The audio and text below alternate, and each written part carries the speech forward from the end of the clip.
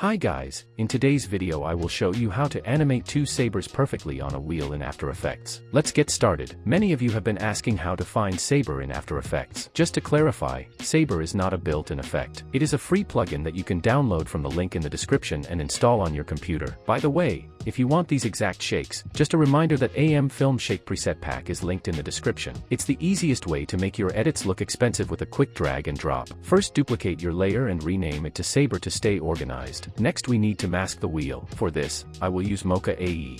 In Mocha, select the ellipse tool and mask the wheel as smoothly as possible. Once you are done, enable perspective and start tracking. After the tracking is complete, click Save and close Mocha AE. Now in the Mocha settings, expand Matte and click Create AE Masks. On the Saber layer, apply the Saber plugin. Expand the render settings and change composite settings to transparent. Next open Customize Core and set the core type to Layer Masks. The Saber effect is now applied. You can choose a preset or adjust the look of the Saber. There are many options available, but my favorite is thin.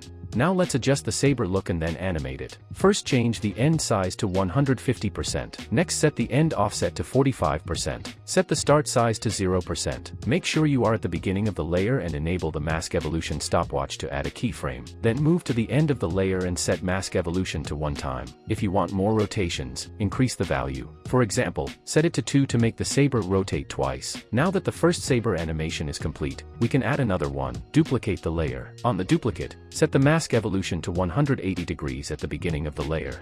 Then move to the end of the layer and set it to 180 degrees there as well to keep it rotating. Let's quickly preview the video.